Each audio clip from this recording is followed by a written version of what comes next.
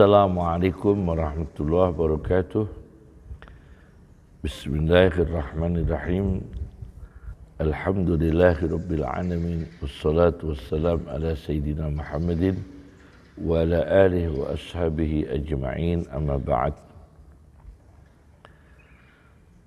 Allah Subhanahu wa ta'ala menganugerahi bangsa Indonesia dengan negara yang diberi kemakmuran, kekayaan yang dilimpahkan Allah di alam negara Indonesia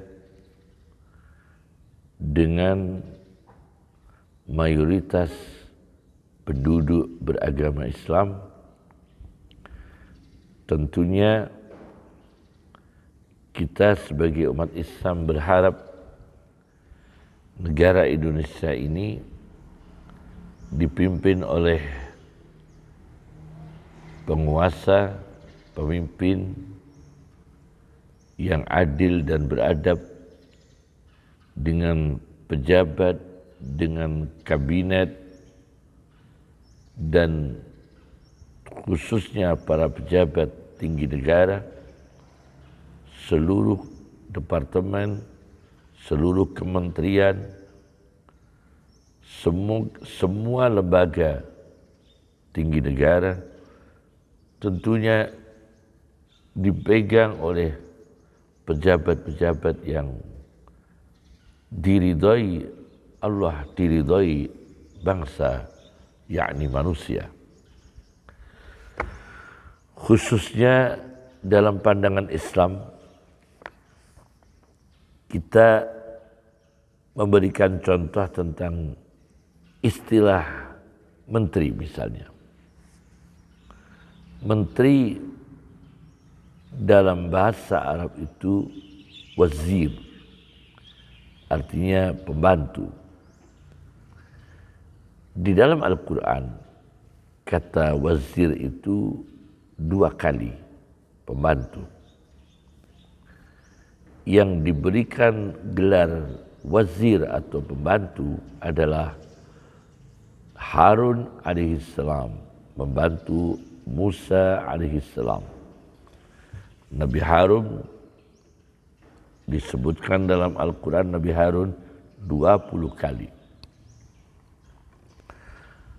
Nabi Harun dijadikan Allah sebagai wazirnya Musa alaihi wassalam, sebagai asistennya, sebagai pembantunya, sebagai menterinya.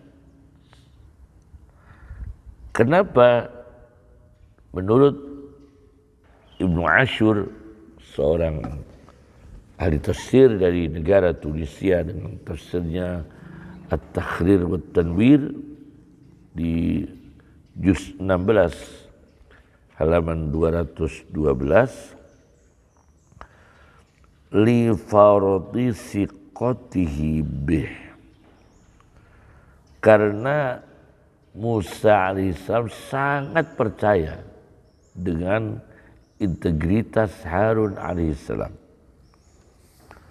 Wa li'annahu kana fasihal lisan miqwala,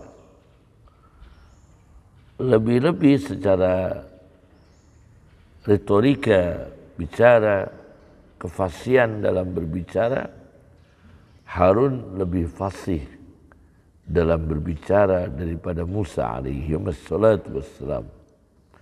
Meskipun derajatnya lebih tinggi Nabi Musa alaihi salam. Fakaunuhu min ahlihi madinatun nushi lahu, keberadaan Harun alaihissalam termasuk keluarga Musa alaihissalam patut diduga sangat-sangat dibutuhkan nasihatnya Harun kepada Musa alaihi wassalam sebagai masukan dalam strategi berdakwah, satu dakwah menghadapi rezim Fir'aun yang penuh dengan pelanggaran HAM dan kesesatan teologis yang dilakukan oleh Fir'aun dengan cara pemaksaan. Tentunya ini membutuhkan strategi tepat, karena Musa, Harun alaihi wassalam membawa gerbang besar jamaah khususnya Bani Israel. Maka dibutuhkan dua tokoh, yang satu Musa alaihissalam, yang satu sebagai pembantunya. Al-Quran menyebutnya sebagai menterinya, yaitu Harun alaihissalam. Dalam pandangan hadis Nabi, saya baca dalam Sunan Abi Dawud, hadis nomor 2932. Rasulullah SAW berbicara tentang menteri di suatu pemerintahan. Idza aradallahu bil amiri khairan, apabila Allah menghendaki penguasa pemerintah itu dijadikan baik, ja'ala lahu wazira sidqin, maka Allah menjadikan sebagai pendamping penguasa, pendamping rezim, pendamping presiden, yaitu Allah memberikan wazira sidqin, seorang menteri yang jujur. Jadi indikasi presiden itu nasibnya baik, punya menteri yang benar. Indikasi bahwa Pak Prabowo ini akan sukses apabila menterinya itu wazir sidqin, menteri yang benar. Maka Pak Prabowo sendiri juga harus selalu muhasabah, mengevaluasi, muraqabah, mengawasi. Muhasabah, memperhitungkan, mengevaluasi, muraqabah, mengawasi. Bahkan apabila diperlukan muaqabah, memberikan sanksi-sanksi apabila menteri ini memang menyimpang dari nilai-nilai keadilan, nilai-nilai adab, nilai-nilai kemanusiaan yang ditanamkan oleh Rasulullah Sallallahu Alaihi Wasallam. Ini dalam pandangan Islam. Menterinya jujur, tidak korupsi, tidak nepotisme, kemudian kebijaksanaannya itu tidak berbawa penderitaan rakyat, kemudian tidak merugikan negara, dan semua lembaga-lembaga kementerian yang di bawah suatu kekuasaan yang dipegang oleh seorang penguasa ini jangan sampai negara mengeluarkan uang untuk menyelamatkan uang negara, negara mengeluarkan uang untuk menyelamatkan uang negara, tetapi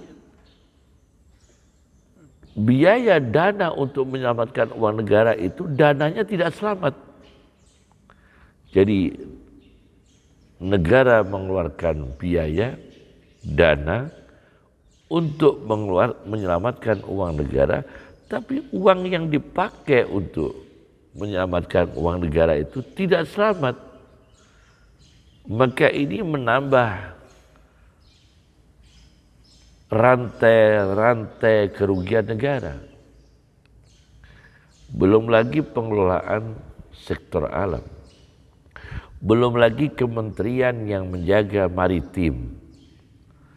Karena kalau integritas manusia ini sulit dipercaya, sangat dimungkinkan apabila penjagaan di maritim misalnya membutuhkan tenaga robot yang insya Allah robot tidak bisa disuap, misalnya begitu.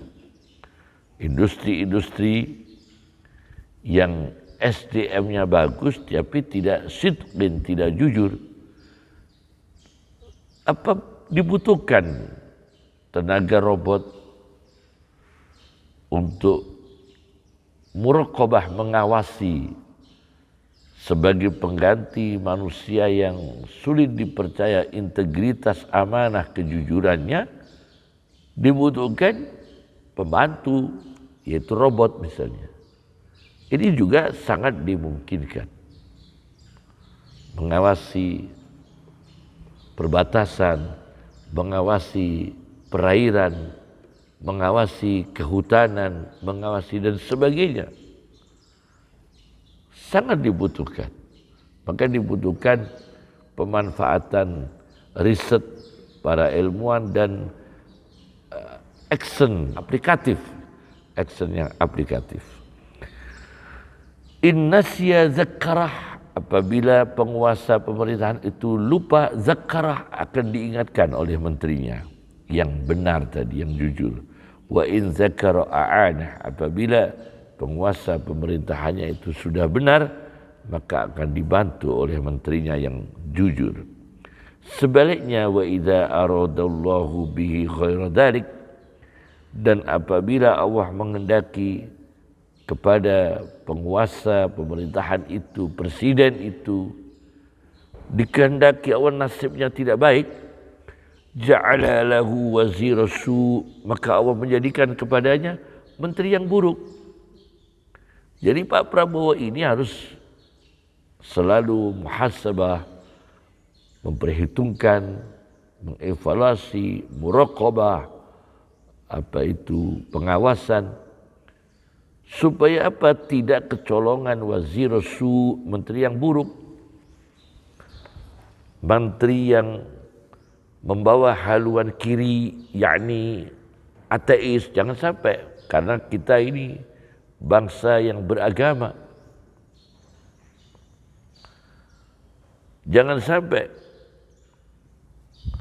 ada usaha dari Zionis misalnya, Zionis Israel misalnya, merayu-rayu untuk mempunyai tempat di Indonesia. Jangan sampai Yahudi di Indonesia. Maka kementerian-kementerian yang terkait ini, dan tentunya keteguhan integritas para ulamanya, integritas para akademisnya, integritas kementeriannya, pejabatnya, ini jangan sampai mengalami wazir su', menteri yang buruk, pejabat yang buruk. In nasiya lam yuzakkirhu, apabila penguasa itu lupa, menteri yang buruk tidak mengingatkannya. Apalagi menteri ini beriktikad buruk supaya mencoreng presidennya. Wa in zakara lam yu'inhu, menteri yang buruk itu jika presidennya, pemimpin negaranya itu sudah ingat, sudah bagus, sudah benar, langkahnya, kebijakannya sudah benar, tapi kalau menteri yang buruk, lam yu'inhu, tidak mau bantu, merusak di bawah. Ini yang dikhawatirkan oleh Rasulullah Sallallahu Alaihi Wasallam. Nah, sebagai pembahasan yang ketiga, kami akan bahas kasus-kasus inspiratif untuk para menteri-menteri dan para pejabat negara. Saya bawa sebuah kitab riset untuk meraih gelar magister. Ini di Universitas Kairo, Jamiah Al-Qahirah, Mesir, oleh Dr. Muhammad Baltaji. Namanya Manhaju Umar Ibn al-Khattab fi Tashri' dirasah mustaw'ibah li fiqhi Umar wa tandimatihi. Metodologi Umar bin Khattab di dalam perundang-undangan, di dalam menetapkan undang-undang, sebuah studi yang mencakup fikih Umar, tandimat, peraturan-peraturan yang dikeluarkan oleh Umar bin Khattab radhiyallahu anhu. Saya baca di halaman 343. Umar memberikan inspirasi kepada kita tentang gaya hidup pejabat. Di antaranya, wala yalbasa sauban raqiqa. Pejabatnya Umar tidak boleh pakai baju yang tipis mahal-mahal, sutra biasanya, tidak boleh. Itu tidak boleh. Berbaju-baju mewah tidak boleh. Bukan berarti harus berbaju buruk, enggak. Berbaju-baju mewah enggak boleh. Satu. Kemudian yang kedua, di halaman 345.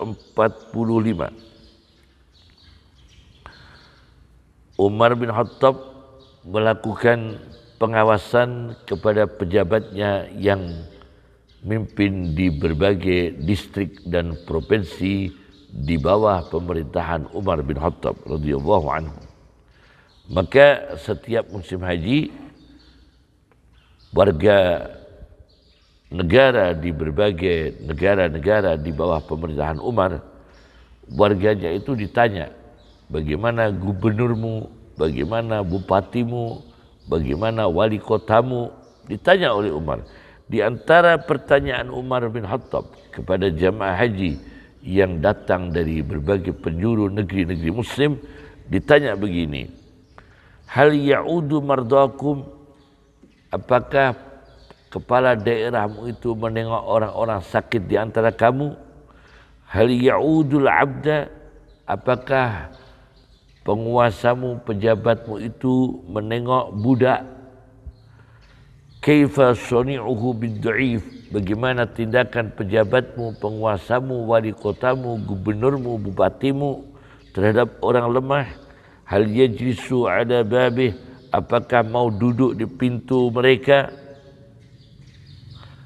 Apabila pertanyaan-pertanyaan itu satu saja tidak lolos, fa in qalu fi khusnatin minha la, apabila orang-orang jamaah haji itu ditanya oleh Umar tentang pertanyaan-pertanyaan tadi terkait pejabat di berbagai negeri Islam, misalnya salah satu saja tidak lolos fi khusnatin minha, mengatakan la, tidak, misalnya tidak menengok orang sakit, atau tidak menengok budak, atau tidak duduk di pintunya orang lemah.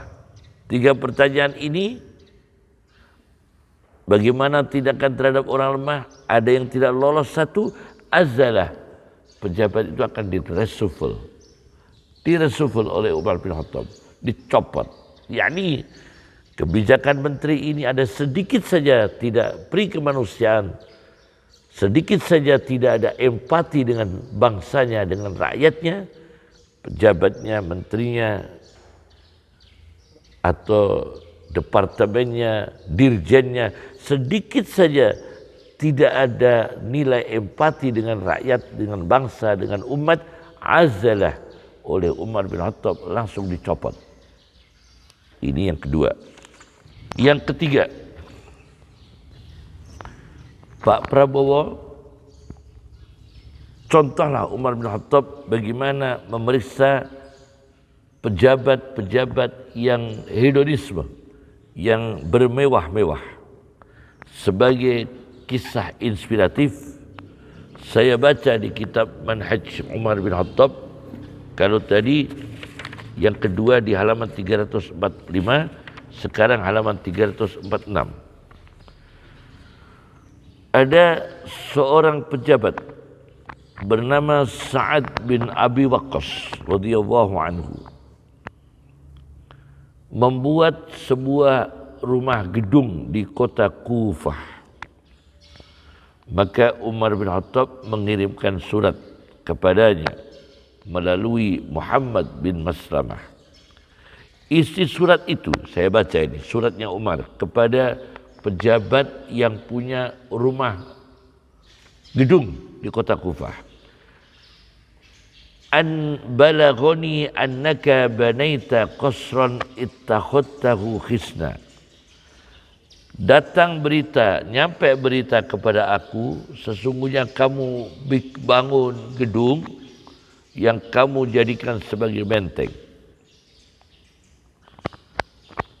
Dan gedung ini punya pintu yang mempersulit akses rakyat untuk menemui kamu. Kata Umar bin Khattab dalam surat itu, inzil, turun, tinggalkan, minhu, dari gedung ini. Bertembatlah manzilan, rumah biasa. Rumah biasa. Mimma yali buyutal amwal. Rumah yang berdekatan dengan rumah-rumah menyimpan kas negara. Wa ahliku, dan kunci itu rumah. Karena kamu mengawasi kas negara, rumahnya harus aman. Tapi untuk rumah kamu sendiri, jangan di rumah yang mewah tadi. Justru kamu rumahnya itu dekat dengan tempat penyimpanan uang negara. Kalau ada apa-apa, kamu sebagai pejabat yang terkait ikut mengawasi keadaan rumah yang menyimpan uang negara itu.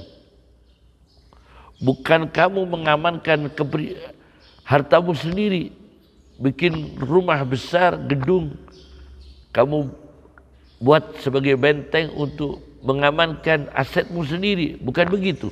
Turun dari situ, pindah. Coba, ini inspiratif sekali.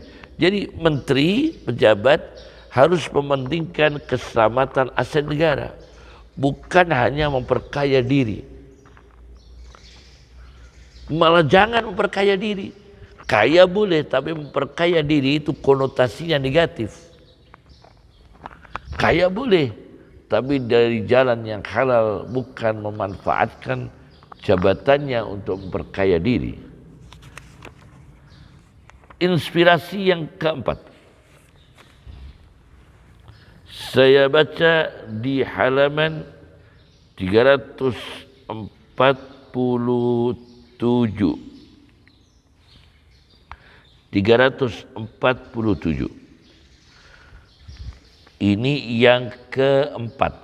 Abu Hurairah pernah menjadi gubernur di Bahrain. Maka Abu Hurairah punya uang sebanyak 12.000. Tidak disebutkan apakah dinar atau dirham. Halal uang ini, uangnya Abu Hurairah. Begitu ketemu Umar bin Khattab, apa kata Umar bin Khattab? As-sarakta malullah. Apakah saudara Abu Hurairah yang menjadi gubernur Bahrain mencuri harta Allah? Abu Hurairah menjawab, lastu bi'aduillah, saya bukan musuh Allah. Wal muslimin, saya bukan musuh umat Islam. Saya tidak mencuri harta Allah, tapi saya punya kuda yang beranak-beranak. Walakinna khailan tanasalat wa ata'an talahaq, dan pemberian-pemberian yang selalu datang. Wasihaman ijtama'at, dan saham-saham yang terkumpul. Tapi oleh Umar bin Khattab, karena ini didapatkan setelah punya jabatan, diambil oleh Umar bin Khattab. Fa'akhudha minni Umaru isnai asyara alfan. Uang 12.000 itu diambil oleh Umar bin Khattab. diambil. Karena ini sebagai langkah preventif, kalau ini dilegalkan, kalau ini dibiarkan akan menjadi contoh pejabat-pejabat lain untuk memperkaya diri dengan jabatannya, dengan memanfaatkan negara. Abu Hurairah wajah halal, tapi ini diamankan oleh Umar bin Khattab radhiyallahu anhu. Karena ada satu hal yang Umar bin Khattab melakukan tindakan itu, yaitu setelah beliau menjadi gubernur Bahrain banyak dapat pemberian-pemberian. Gratifikasi itu yang ditakutkan oleh Umar bin Khattab radhiyallahu anhu. Ini inspirasi yang keempat. Kemudian inspirasi yang kelima. Inspirasi yang kelima terkait moralitas pejabat. Gubernur Basrah, Irak, namanya Mughirah, dituduh melakukan asusila, yakni berzina. Yang kedua, dituduh mendatangi rumah-rumahnya para pejabat lain dan orang-orang kaya, yakni dituduh minta-minta uang di orang-orang kaya, pejabat-pejabat. Mughirah. Akan tetapi mereka tidak punya saksi yang terpercaya, tidak punya bukti bahwa Mughirah melakukan perzinaan. Maka mereka yang menuduh dicambuk oleh Umar samanina jaldah, 80 cambuk. Akan tetapi Mughirah tetap dicopot oleh Umar. Meskipun beliau ini tidak terbukti melakukan perzinaan, dicopot oleh Umar. Karena apa? Karena la yanbaghi ayyaliya imra'ata balad, tidak layak pegang memimpin pemerintahan di suatu distrik dan daerah usirat fihi aqawil, yang telah tersebar stigma, tersebar isu-isu buruk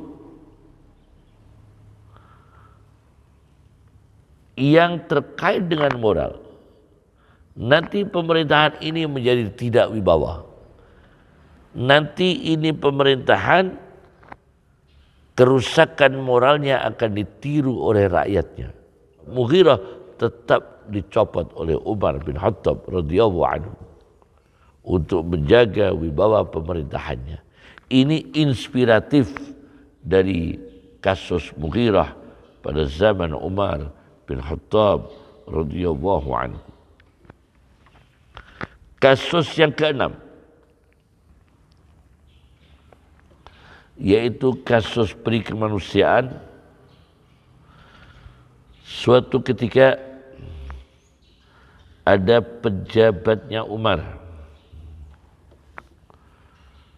menyuruh seorang laki-laki untuk turun ke satu jurang untuk mengetahui, menganalisa yanduru kam umquh, menganalisa jurang itu sejauh mana, berapa meter kedalamannya. Maka laki-laki itu mengatakan, saya takut, tidak berani turun ke jurang untuk mengukur kedalamannya. Tapi pejabat Umar ini memaksa orang itu. Fa'ajbarahul amil ala nuzul.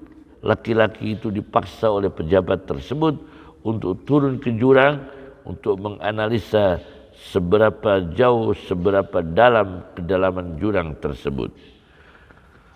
Maka hampir saja laki-laki itu meninggal dunia, kehausan, kecapean, mungkin punya masalah di jantung. Maka laki-laki itu yang disuruh pejabatnya turun ke jurang berteriak, ya Umarah, ya Umarah. Teriaknya itu panggil-panggil Umar. Dia menanti keadilan Umar atas pemaksaan kedzaliman yang dilakukan oleh pejabat di suatu distrik daerah wilayah Umar, memaksa orang tersebut turun ke dalam jurang padahal tidak kuat, hampir saja mati. Maka Umar mendengar peristiwa itu, mengutus suatu utusan dan menerangkan, jika aku, kata Umar, tidak takut Allah, tidak takut kepada Allah, rasa takut bahwa hukuman mati ini menjadi sunnah undang-undang tetap ba'di setelah aku, la darabtu unuqak, maka aku penggal lehermu, aku hukum mati. Perlakukan seperti ini jika aku tidak ada rasa takut kepada Allah. Kalau undang-undang ini bisa menjadi ketetapan, menjadi sunnah yang harus dijalankan, kebijakan yang harus dijalankan, kok aku tidak khawatir itu, la darabtu unuqak, aku penggal, aku pukul lehermu. Kemudian kata Umar, kamu harus memberikan kompensasi, walakin la tabrah hatta tuaddiya jiddiyatah, dan tetapi kamu jangan meninggalkan tempat hatta tuaddiya diyatah, sehingga kamu memberikan kompensasi kepada orang yang kau paksa mengukur kedalaman jurang tadi. Wallah la uwallika abadan, demi Allah, pejabat mulai hari ini aku copot, tidak akan aku beri kekuasaan selamanya. La uwallika abadan. Luar biasa. Ini peri kemanusiaan yang ditanamkan oleh Umar bin Khattab kepada pejabatnya. Maka tidak heran kalau Rasulullah SAW bersabda tentang kehebatan Umar, dikutip dalam kitab Nihayatul Arab fi Fudunil Adab. Nihayatul Arab fi Fudunil Adab, fi Fudunil Adab, karya Ahmad bin Abdul Wahab An-Nuwairi, jilid 19 halaman 93. Rasulullah SAW mengatakan, "Lau kana ba'di nabiyyun lakana Umar." Umpama, tapi ini umpama, tapi enggak terjadi. Ada nabi sesudah aku, kata Rasulullah, maka Umar yang jadi nabi. Itu umpama, tapi enggak terjadi. Berarti Umar ini manusia yang luar biasa. Cukup. Assalamualaikum warahmatullahi wabarakatuh.